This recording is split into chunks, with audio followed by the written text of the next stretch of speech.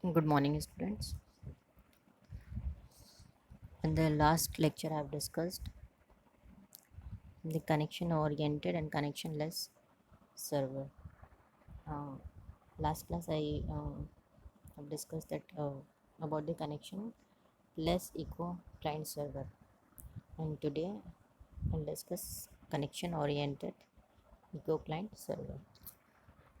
So, as you all know, that a connectionless server use a connectionless IPC API,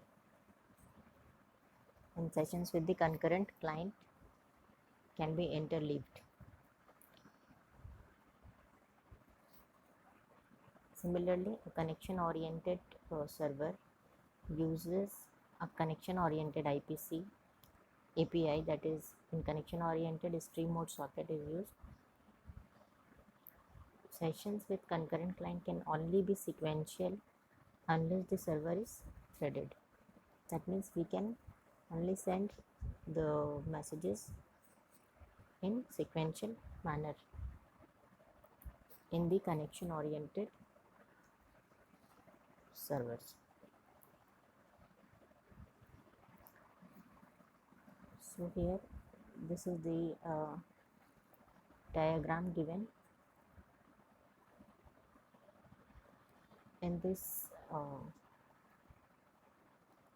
As we have discussed the connectionless client and server, here we'll discuss the connection oriented client eco client server together. In that, I have discussed separately the client and server part. So in this, the implementation of the presentation logic the, is unchanged from client eco client 1 and eco server 1. That means here eco client 2 and eco server 2 will remain same as eco client 1 and eco server 1. But in the application logic, both the eco client help 2 and eco server help 2, as well as in the service logic in the my stream socket are different. Since stream mode socket is used instead of datagram socket, because this is a connection oriented, then here a stream mode socket will be used. So here the eco client helper 2, the connection to the server is performed in the constructor, while each round of message exchange is provided through the get eco method. The method done is used to transmit the end of session message to the server before the client socket is closed. In eco server 2, a connection socket is first created to accept connections. For each connection accepted, the server continually receives a message and echoes it via the data socket attached to the connection until the end of the session message is received.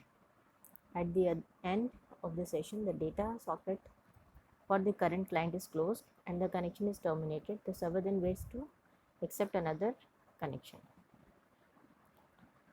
So throughout the session, the server maintains its connection with the client and exchange data with the connected client via a data socket dedicated to that client. If another client connects to the server while it is already occupied with the session, the client will not be able to exchange data with the server until the server has completed the current session. Here the diagram given, eco server to client 1 and client 2.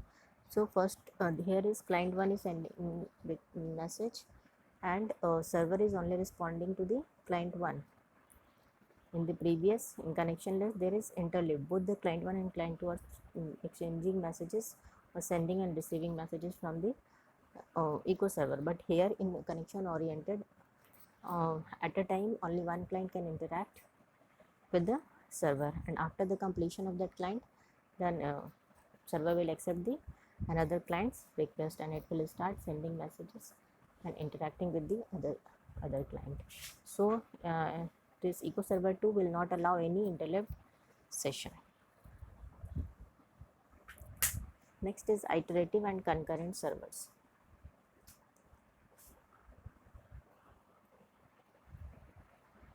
So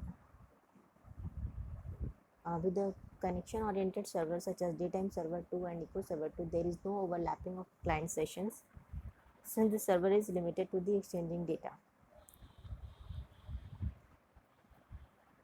With the client whose connection is it has accepted. So this type of server is known as iterative server. Since it services one client at a time, when requesting service from a popular iterative server, a client will be blocked until the preceding client have been served. The result can be significant blocking time if the server sessions are lengthy, such in the case of a file transfer protocol.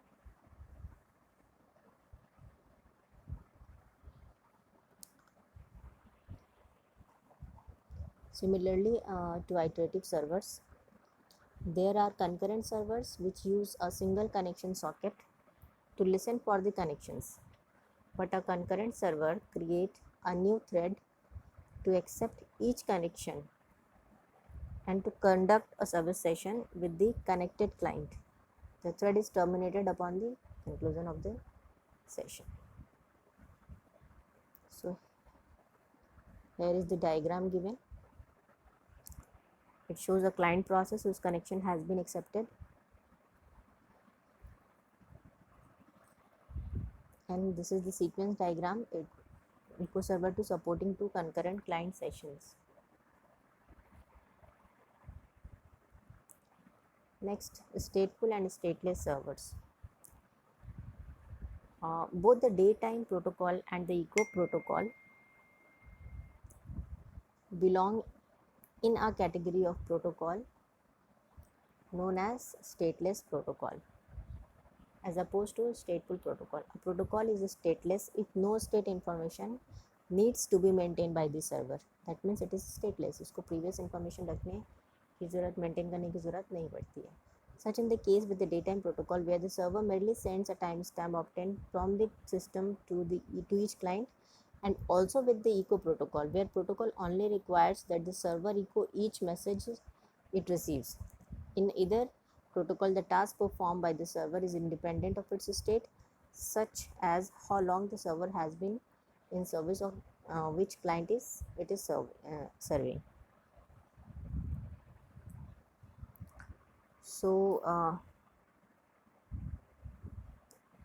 the difference between stateless and stateful servers are: a stateless server is one that provides a service according to a stateless protocol and hence does not have to maintain any state information, as in the case of the Datetime server or the Echo server. A stateful server, as the name implies, is one that maintains some state information in order to provide its service. That means the stateless server need not to maintain any information of any state, and stateful server maintain some state information in order to provide its service. So go through this. I hope I'm able to clear this topic. Thank you.